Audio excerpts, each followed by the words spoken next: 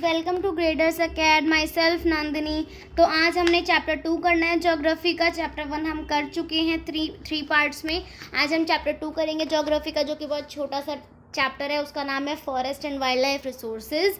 और ये चैप्टर आपका एक ही वीडियो में शायद कवर हो जाएगा। ये बहुत छोटा सा चैप्टर है, इंपॉर्टेंट है बट छोटा सा चैप्टर है। तो बिना टाइम वेस्ट करे हुए हम आज की वीडियो को स्टार्ट करते हैं। तो पहला टॉपिक हमारा चैप्टर 2 का है बायोडाइवर्सिटी। बायोडाइवर्सिटी क्या होता है? बायोडाइवर्सिटी का मतलब होता है जो भी अर्थ के ऊपर जो भी लिविंग ऑर्गेनिज्म है, नॉन लिविंग ऑर्गेनिज्म है, उन सबको मिला दें हम तो वो बायोडाइवर्सिटी होती है। प्लांट्स, एनिमल्स, फ्लोरा, फौना, सब कुछ नेचुरल चीज़ें सबको मिला दे तो वो एक बायोडाइवर्सिटी बन जाती है। तो हम डिफाइन क्या है इसकी? Humans along with all living organisms forms a complex web of ecological system in which we are only a part and very much dependent on the system for our own existence. This is known as biodiversity. Biodiversity का मतलब क्या होता है कि humans living organism के साथ एक complex web बनाते हैं इकोलॉजिकल सिस्टम का, जिसमें हम सिर्फ एक पार्ट हैं। क्योंकि और भी तो बहुत सारी चीज़ें हैं ना, प्लांट्स हैं, एनिमल्स हैं, फ्लोरा, फौना, और हम भी हैं। तो हम एक पार्ट हैं जो कि पूरे सिस्टम पे डिपेंड है। तो सबको अच्छे से पता है कि हम कैसे डिपेंड हैं पूरे हमारे इकोलॉजिकल सिस्टम पे।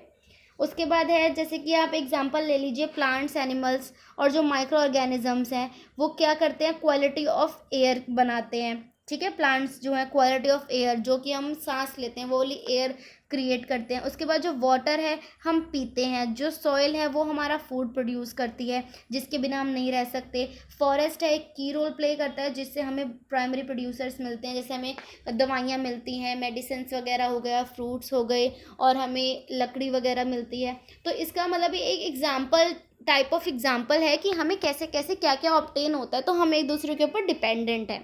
ठीक है, उसके बाद आता है कि फ्लोरा क्या होता है? फ्लोरा मतलब होता है all the plant life present in a particular region. किसी भी रीजन में, या फिर आप पूरी अर्थ पे भी कह सकते हो कि पूरी अर्थ में जितनी भी प्लांट लाइफ प्रेजेंट है उसको हम फ्लोरा बोलते हैं। और हमारी अर्थ पे या हमारे रीजन में जितना भी एनिमल लाइफ प्रेजेंट है उसको हम फौना बोलते हैं। समझ में आया? फ्लोरा एंड फौना क्या होता है? फिर उसके बाद है हमारी types of species. Types of species क्या होती है? हमारी 6 तरीके की स्पीशीज़ होती हैं हमारी। एक होती है नॉर्मल स्पीशीज़, एक होती है एंडेंजर्ड स्पीशीज़, एक होती है वल्नरेबल स्पीशीज़, एक होती है रेयर स्पीशीज़। उसके बाद 5th है एंडेमिक स्पीशीज़ एंड 6th होती है हमारी एक्सटिंक्ट स्पीशीज़। तो अब हमारी जो पहली है वो है नॉर्मल स्पीशीज़, मतलब कि जो हमारे इन्वायरमेंट में नॉर्मली प्रेजेंट है, ना वो ख़त्म होने वाली, ना वो कम है, ना वो ज़्यादा है, वो अपनी नॉर्मल वैल्यू में है जो भी स्पीशीज़ है। ठीक है, उसके बाद हमारी एंडेंजर्ड स्पीशीज़ है। एंडेंजर्ड स्पीशीज़ का मतलब क्या होता है? जो कि खतरे में है हमारी स्पीशीज़, जो कि ख़त्म होने की कगार पे है, मतलब कि जो बहुत जल्दी ख़त्म हो सकती है, वो हमारी एंडेंजर्ड स्पीशीज़ होती है। ठीक है ना? उसके बाद हमारी आती है वल्नरेबल स्पीशीज़। मैं एक बार नॉर्मल स्पीशीज़ का एग्जांपल बता देती हूँ। कैटल, सैल, पाइन, रोडेंट्स, ये होती है नॉर्मल स्पीशीज़ जो कि नॉर्मली हमें मिल जाती हैं, जिनकी मात्रा ना कम है ना ज़्यादा है। उसके बाद हमारी एंडेंजर्ड स्पीशीज़ आती है। एंडेंजर्ड में कौन सी है? जो ख़त्म होने की कगार पे है, जो कि डेंजर ऑफ एक्सटिंक्शन है, जिसमें कौन सी है? ब्लैक बक हो गया, क्रोकोडाइल वगैरह। उसके बाद हमारी वल्नरेबल स्पीशीज़। वल्नरेबल स्पीशीज़ कौन सी है? जो एंडेंजर्ड की कैटेगरी में आने वाली है, मतलब वो आई नहीं है अभी एंडेंजर्ड कैटेगरी में, पर लेकिन वो जल्दी ही जिस हिसाब से वो चल रही है उस हिसाब से वो एंडेंजर्ड की कैटेगरी में आ सकती है। जैसे कि आप एशियाटिक एलिफेंट कह लीजिए, या फिर आप ब्लू शिप्स बोल लीजिए। ये जो है ये किस कैटेगरी में है? ये वल्नरेबल स्पीशीज़ कैटेगरी में, पर लेकिन ये एंडेंजर्ड की स्पीशीज़ में आ सकती हैं। उसके बाद रेयर स्पीशीज़ होती हैं।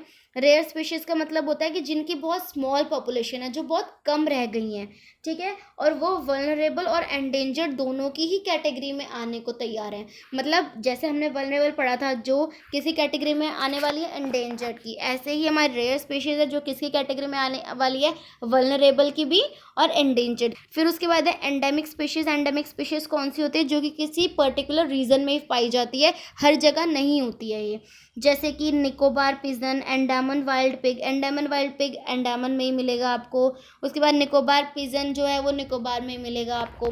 तो ये कुछ ऐसी स्पीशीज़ हैं जो कि कुछ पर्टिकुलर एरियाज़ में पाई जाती हैं। उसके बाद एक्सटिंक्ट स्पीशीज़ वो होती हैं जो कि बिल्कुल पूरी तरीके से ख़त्म हो चुकी हैं, जो और नहीं है, ना हमें मिलती हैं। जैसे कि एशियाटिक चीता हो गया, पिंक हेड डक हो गई, ये हमें नहीं मिलती हैं हमारे इन्वायरमेंट में।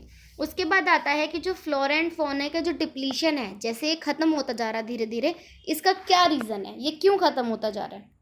तो क्यों ख़त्म होता जा रहा है, क्या लगता है आपको क्यों ख़त्म होता जा रहा है? इसलिए ख़त्म होता जा रहा है expansion of railway and agriculture. जैसे जैसे हम एग्रीकल्चर और रेलवे बढ़ाते जा रहे हैं, रेलवे बढ़ा रहे हैं, मतलब हम फॉरेस्ट एरियाज क्लियर कर रहे हैं, फॉरेस्ट एरिया क्लियर कर रहे हैं, उसमें पेड़ भी कट रहे हैं, और जो फॉरेस्ट में जानवर रहते हैं उनके लिए स्पेस भी कम होती जा रही है।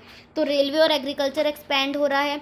दूसरा, कमर्शियल एक्टिविटीज़, हम वहाँ पे कुछ एरियाज़ ऐसे हैं जहाँ हम अपने घर बना लेते हैं, कुछ एरियाज़ ऐसे हैं जहाँ हम कुछ कंस्ट्रक्ट कर देते हैं, कोई इंडस्ट्री हो गई, कुछ भी हो गया, तो कमर्शियल एक्टिविटीज़ बढ़ती जा रही हैं। इस चक्कर में फ्लोरा एंड फौना जो है डिप्लीट हो रहे हैं। उसके बाद माइनिंग एक्टिविटीज़ बढ़ रही है, मिनरल्स और मेटल्स के चक्कर में हमें माइनिंग करनी पड़ती है, जिस वजह से हमारा फ्लोरा एंड फौना ख़त्म होता जा रहा है। उसके बाद है cutting forest for different activities, different activities के लिए हम फॉरेस्ट को कट कर देते हैं। डिफॉरेस्टेशन जो है बहुत बड़ा कॉज है इसका, हम बहुत अपनी एक्टिविटीज़ के लिए फॉरेस्ट को काट देते हैं। हमें पेड़ की ज़रूरत होती है, पेड़ के एलिमेंट की ज़रूरत है, हम पेड़ काट देते हैं, उससे फॉरेस्ट ख़त्म होते जा रहे हैं, तो फ्लोरा एंड फौना भी ख़त्म हो रहा है ऑब्वियसली। उसके बाद है पॉपुलेशन हमारी बहुत बढ़ती जा रही है, एक्सपेंशन ऑफ पॉपुलेशन हो रहा है, तो उसलिए हमें क्या चाहिए, जगह चाहिए उनको रहने के लिए, खाना पीना ज़्यादा चाहिए, तो वो कहाँ से आएगा, हम फॉरेस्ट क्लियर करके ले लेते हैं। फिर उसके बाद है हम हंटिंग जो है बढ़ती जा रही है, हम एक्सप्लॉयटेशन इतना ज़्यादा कर रहे हैं फॉरेस्ट वगैरह का।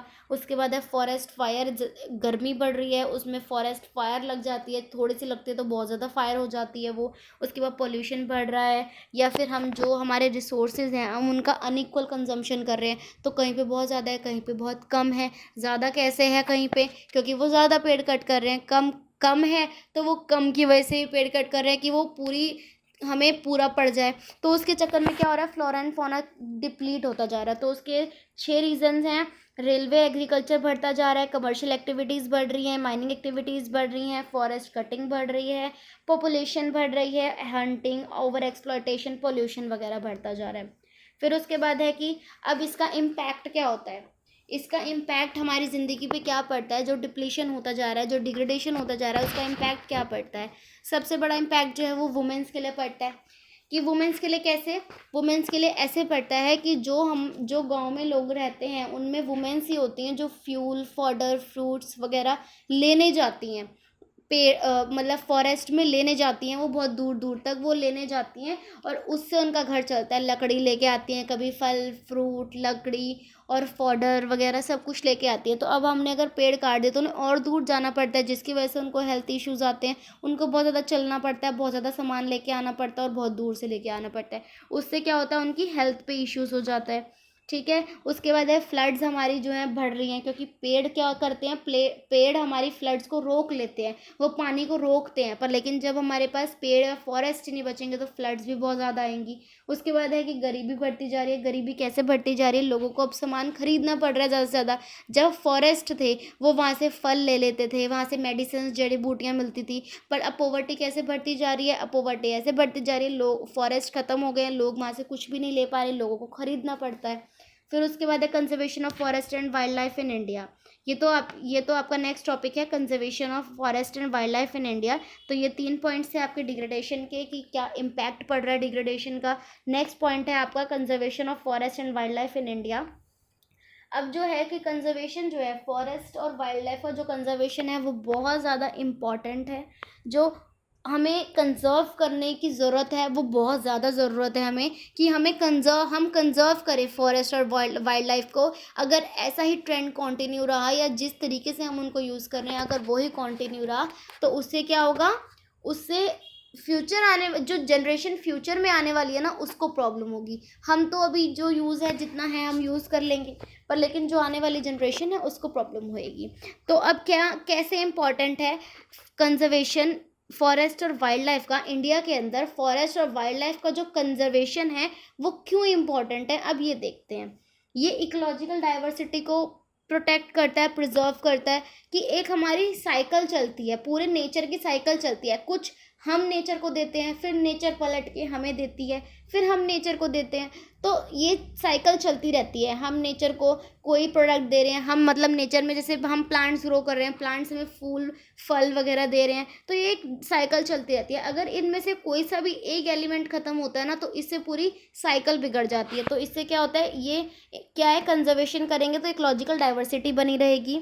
उसके बाद क्या होगा, जेनेटिक डाइवर्सिटी बनी रहेगी एनिमल्स और प्लांट्स के लिए, ताकि उनकी ग्रोथ अच्छी होती रहेगी। अगर हम इसको कंजर्व करेंगे, एनिमल ज़्यादा होंगे, प्लांट्स ज़्यादा होंगे, तो हम ज़्यादा से ज़्यादा सर्वाइव कर पाएंगे अर्थ पे, क्योंकि बिना एक भी अगर कंपोनेंट कम होता है ना, उससे क्या होगा, सब पे इफेक्ट पड़ता है। उसके बाद है हमारा फिशरीज़ भी तो डिपेंडेंट है एक्वेटिक बायोटिक सिस्टम पे।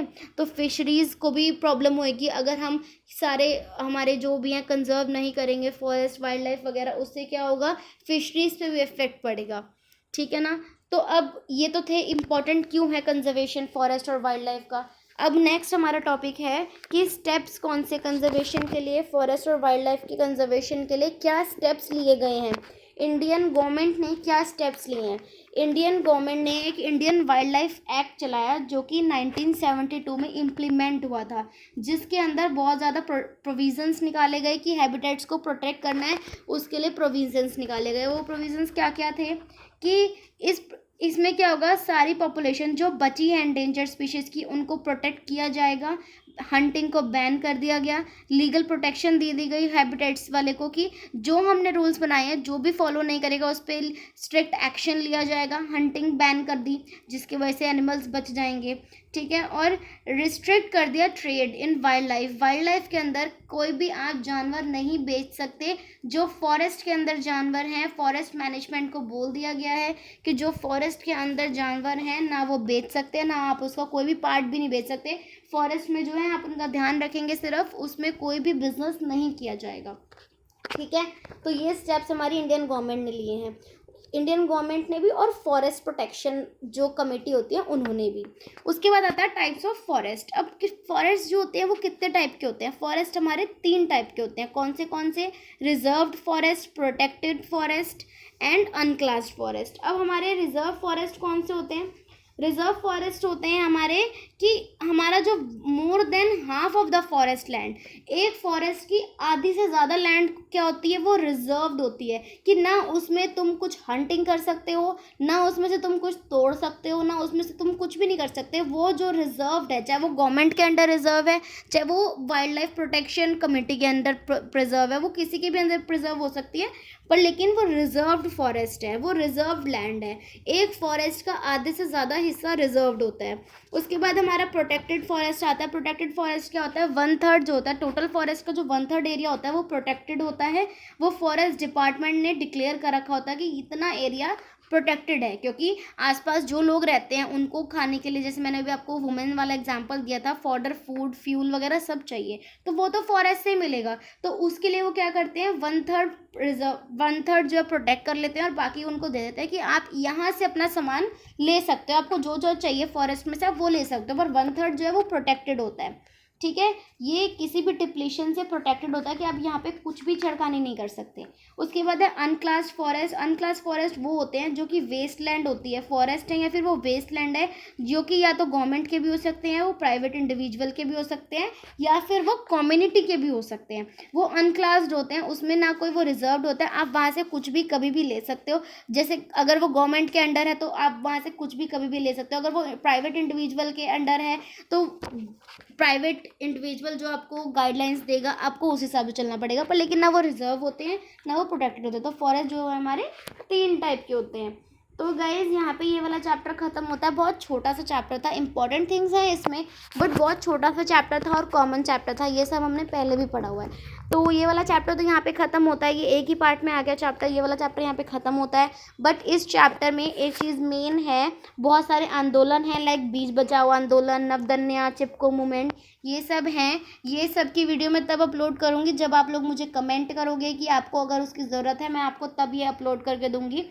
अदरवाइज़ मैं अब आपको नेक्स्ट वीडियो में next chapter 3rd chapter start कराऊंगी। ये वाला चैप्टर यहाँ पे ख़त्म हो गया है। कोई भी डाउट है आपको, कुछ भी आपको क्वेरी है, किसी भी बुक में से कोई भी क्वेश्चन आप मुझसे पूछ सकते हैं, कमेंट सेक्शन में कमेंट कर सकते हैं आप मुझे। और आपको ये वीडियो थोड़ी सी भी अच्छी लगी हो या फिर आपको समझ में आया हो, इससे कुछ भी चैप्टर समझ में आया हो, तो गाइज़ लाइक शेयर कमेंट ज़रूर कर दीजिएगा और बेल आइकन को प्रेस कर दीजिएगा, ताकि आपको टाइम टू टाइम अपडेट मिल सके कि मैं कौन सी वीडियो कब अपलोड कर रही हूँ। तो बस ये आज की क्लास हम यहीं पे ख़त्म करते हैं। So okay, bye bye guys, take care.